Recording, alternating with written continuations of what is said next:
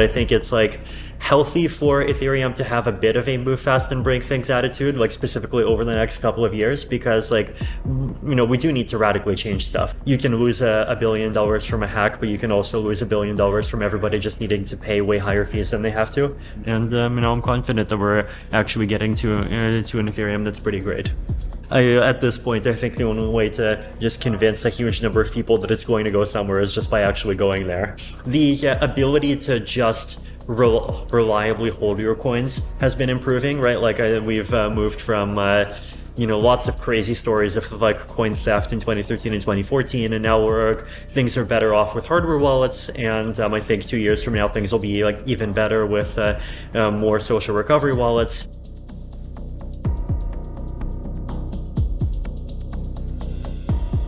Looking at a merge that will take like maybe about 22 months or 21 months after the original launch of the beacon chain. And of course, the original launch of the beacon chain itself happened after a development process. Sharding still taking a while. Things like account abstraction are taking a while.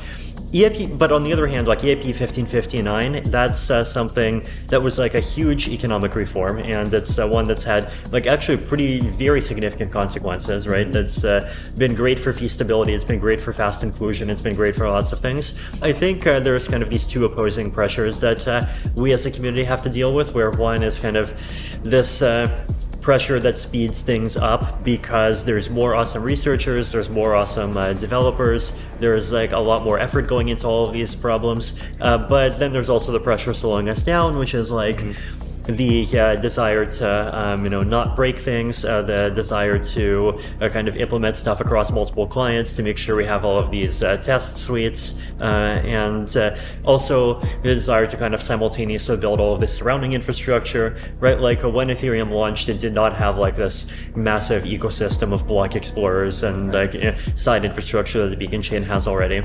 So I think like both of those pressures exist, and like to some extent that's healthy. I think it's like healthy for Ethereum to have a bit of a move fast and break things attitude, like specifically over the next couple of years, because like, we do need to radically change stuff, right? Like switching the consensus algorithm, moving over to sharding, moving over to like a very different model for how transactions get included. But at the same time, there's kind of this longer term desire where, we do want L1 to kind of settle down into something that's like very stable, independent, and it's not something that kind of wins by outmaneuvering the alternatives. It's something that wins by outlasting the alternatives. Things are going well, and I think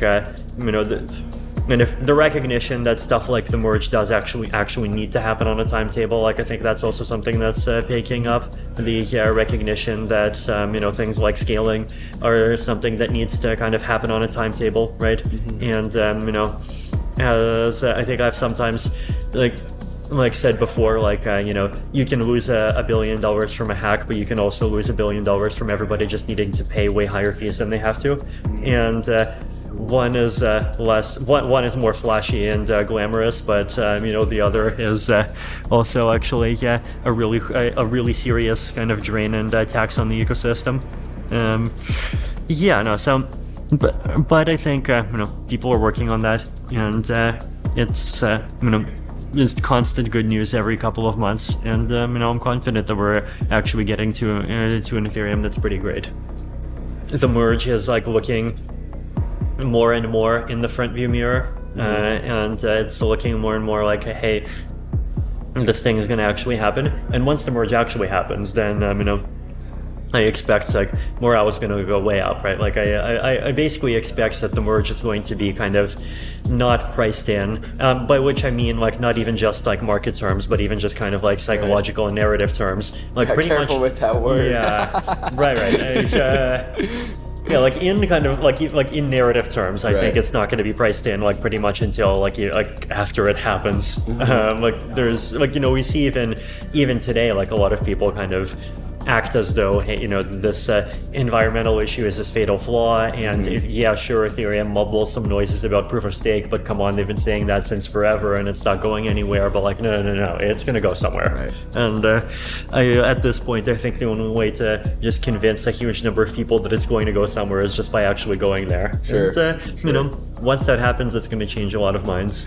I think the one of the big lessons for the community has been around the kind of stablecoin and Luna stuff. Sure. Like, I think we actually got to a point where what we might call principles-based thinkers kind of got a bit demoralized, right? Because if you're a principles-based thinker, then you're going to say anything that offers more than 10% APY is like basically unsustainable at best, a scam at worst, because nothing in fiat lands can stably offer 10% returns with like very low risk of losses. So why the hell do we think the crypto space can do better, especially given that there isn't really kind of much of a real economy backing up those growth rates? But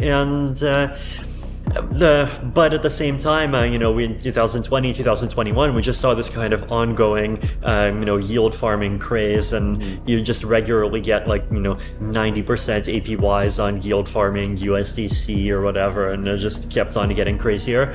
And like, that's demoralizing, right? Because like, I think a lot of people even started thinking like, wait, okay, maybe we're in a new paradigm, and maybe this whole like sanity and logic thing actually is just a fiat world Web 2 prejudice. And then, boom, and Luna suddenly taught people that like, oh no, principles actually do matter, and we actually do live in reality.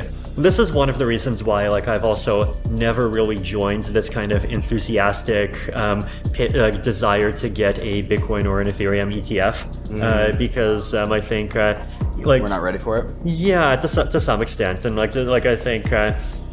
In these phases, like crypto kind of deserves to have a longer period of time, and needs to have a longer period of time. If you have to choose between kind of two regulatory evils, where one of those evils is regulators coming in and telling the industry what it can and can't do, and the other one is the crypto industry gets freedom, but it gets firewalled off of reality, then like I choose the second over the first like any day. Right. And so fortunately, I think Luna broke before it managed to kind of get to that level of scale where it really started kind of jumping outside of the firewall.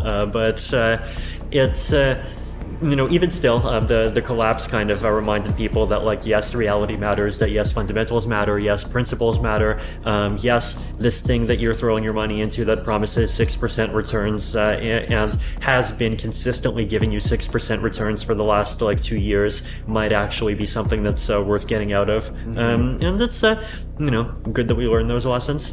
The ability to just reliably hold your coins has been improving, right? Like we've moved from lots of crazy stories of like coin theft in 2013 and 2014, and now things are better off with hardware wallets, and I think 2 years from now things will be like even better with more social recovery wallets. Multi-sigs for organizations have been quietly getting mainstreamed. Multi-sigs for individuals not quite yet, but I think that's a UX problem.